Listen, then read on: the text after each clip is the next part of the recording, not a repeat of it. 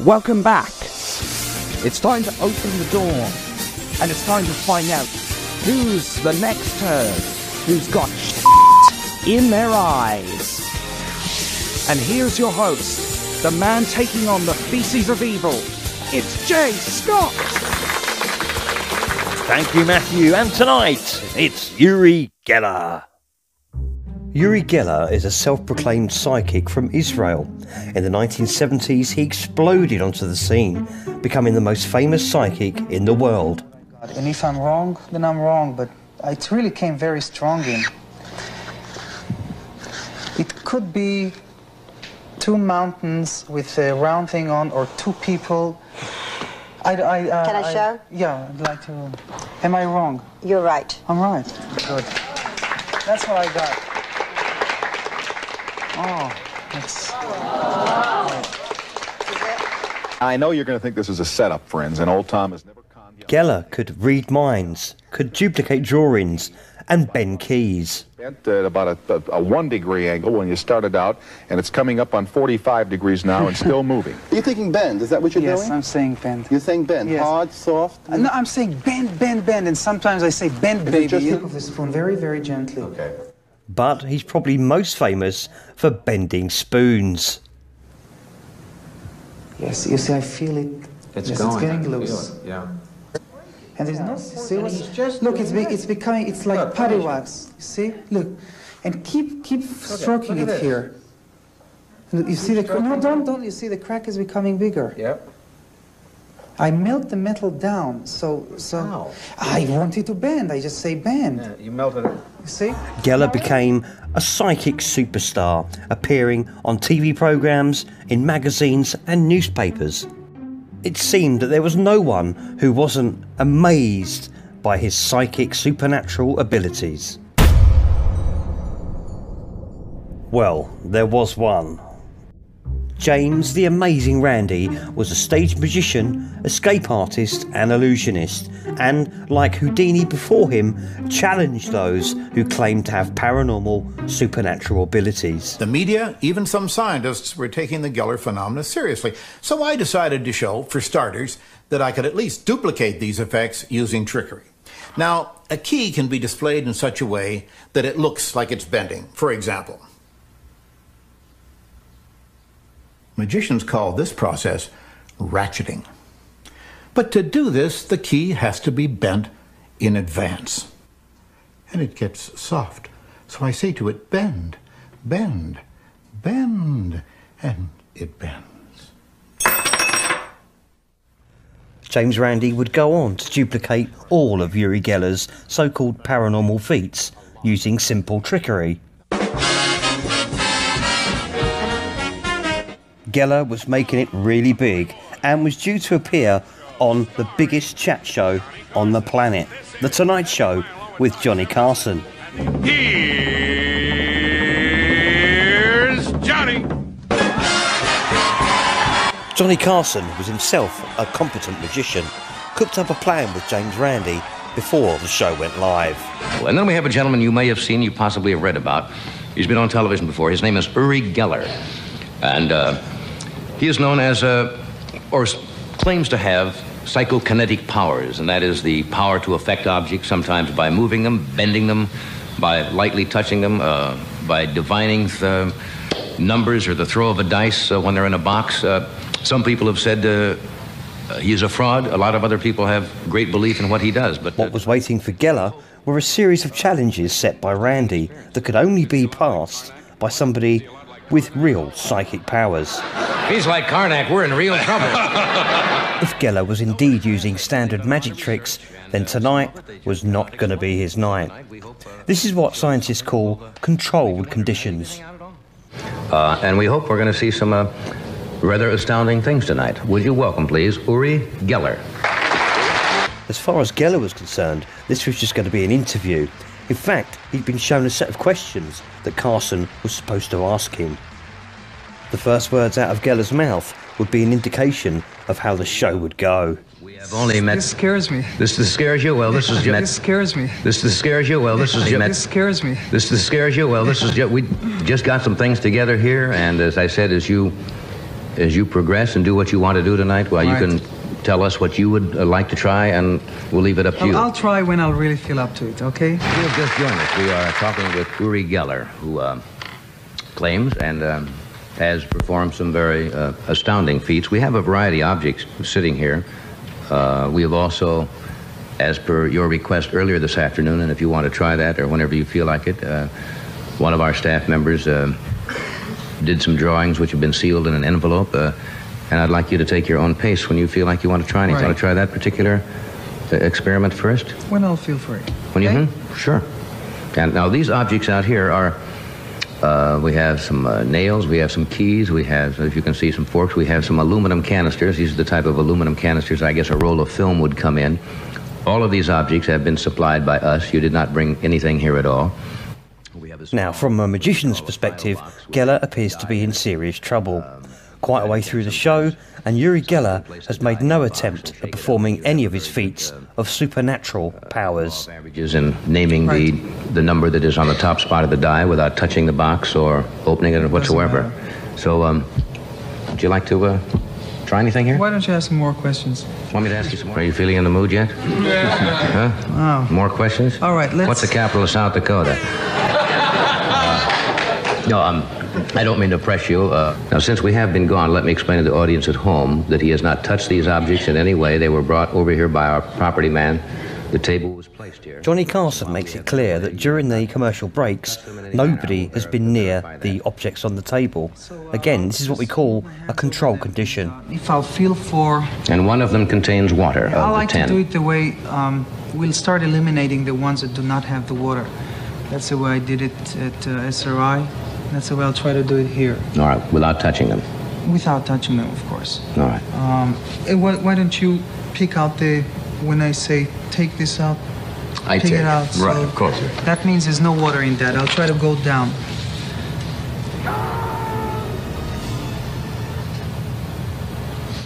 There are several methods a magician can use to find a capsule filled with water. However, James Randi has closed off all those avenues. Where the water is. The chances of finding the correct capsule is 1 in 10, so Uri Geller would either have to be psychic or incredibly lucky. Now, you're not touching them at all. You can see that I'm not. Well, I don't trust me. Okay, take this one out. There's no water in. Uh-oh. Sorry. Careful. You must... Sorry. Wait, pick them very delicately. Very carefully, right. Some people call it a sort of a water roulette. But pick gently the middle one out without touching it. Take the middle one out. Remove that. Obviously, that is empty. This comment by Carson was a coded message to Uri Geller. Magicians will often change the criteria for selections, sometimes called the magician's choice. This is quickly picked up on by Uri Geller. He is really suspicious, I'm having a hard time with you. I don't mean to be, Uri. I really don't. Just keep looking. Usually I pass if I don't feel for it, but if I'm wrong, then I'll be wrong. I'll also be a little disappointed, but that's the way it goes if I'm pressed.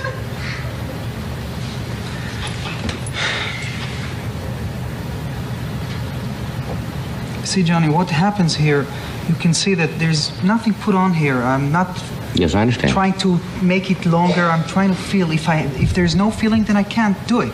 Mm-hmm. That's it.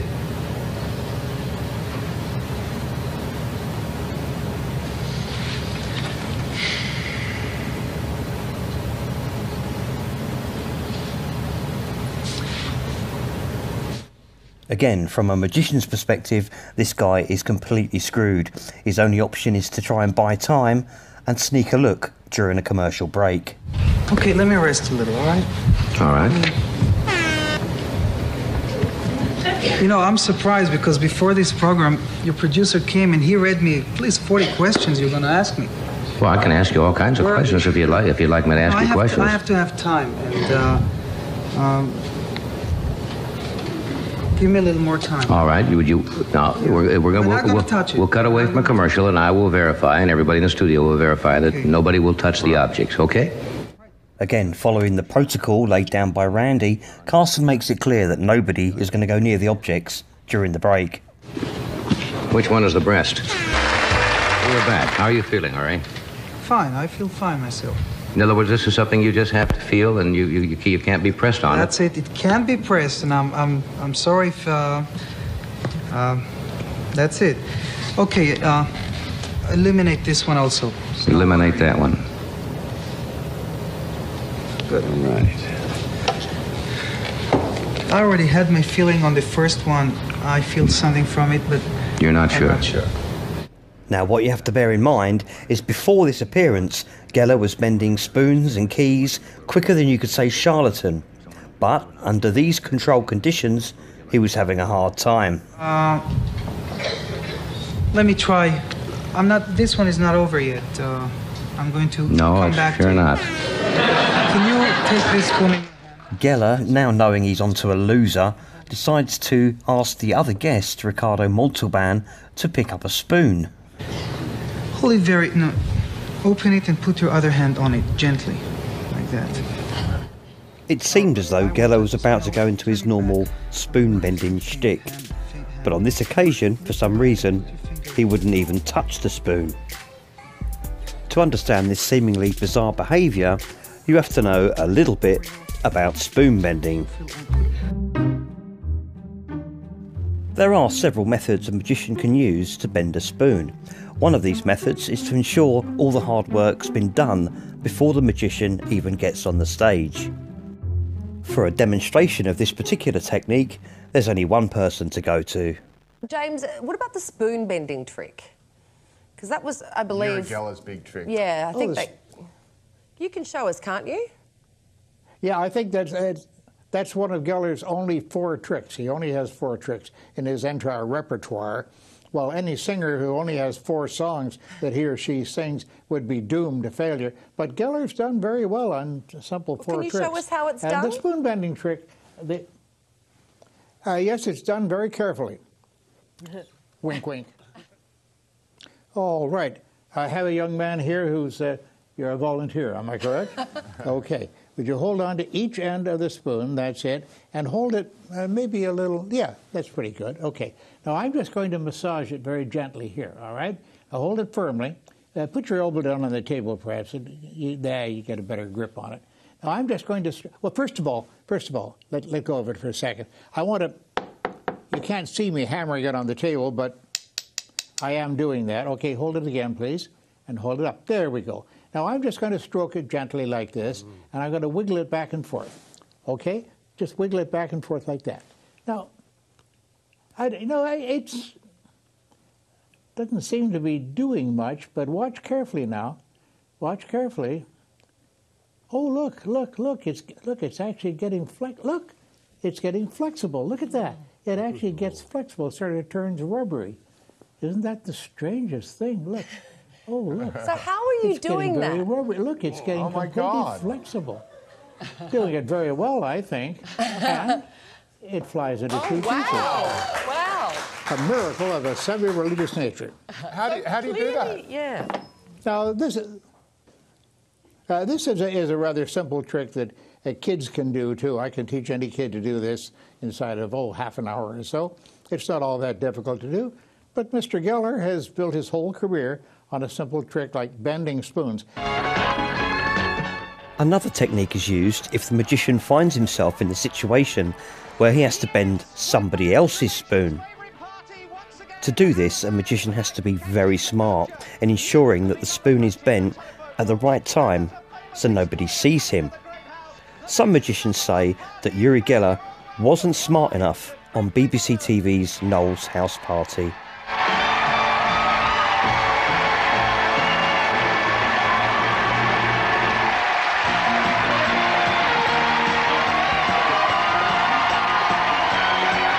Noel's House Party was a light entertainment family show which featured a hidden camera segment every week. See, I stroke the spoon gently. You can watch if you want to. During one show, the hidden camera subject was Uri Geller. All these people in this restaurant are actors, and Uri Geller had no idea he was being filmed. Just now. See, it's curling upwards. He manages to put a small bend in a spoon when we couldn't see it. And what would happen next, some magicians say, was very revealing. See, no, it's totally cold. Right. Yes, of course. As Uri Geller stands up, he just bends the spoon. Yes, of course. For some reason, Geller has to hold a spoon with 2 hands. Yes, of course. Look, it's still bending. It's still continuing. Now look at the bend in this spoon now. Yeah.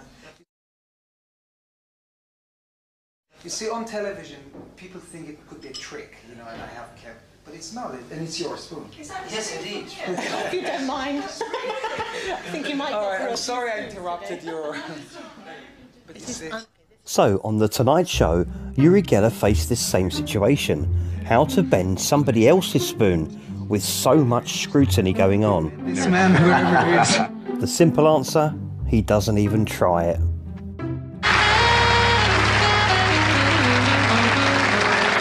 Well, we're back.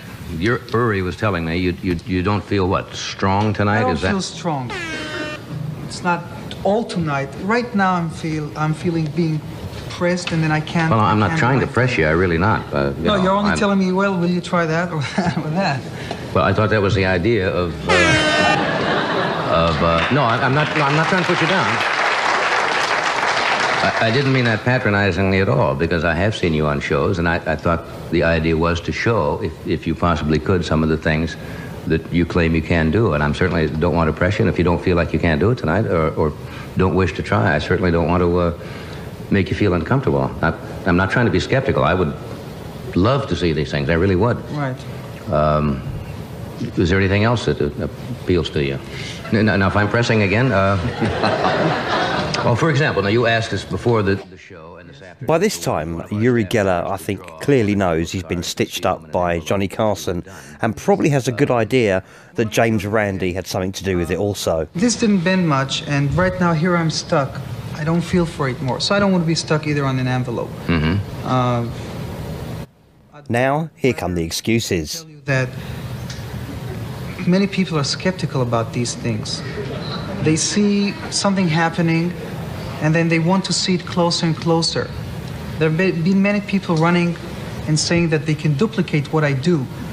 Well, I can only say that if I'm on stage and people see me from far, they can always say that there is some sort of a sleight of hand or trickery here. That's true. But I've been working with science quite a lot, and by doing what Geller says next would be very interesting. This is not a controlled condition. What do you mean? Well, this is not a controlled condition. What I mean is... Now, whether this was a coded message to James Randi and Carson, we don't know. But one thing's for sure, this was most certainly a controlled condition from start to finish, and Uri Geller failed. But this is really not a controlled condition. But again, it's quite difficult for me, and I won't go on something that I don't feel strong for. All right. Well, it doesn't leave us much, does it?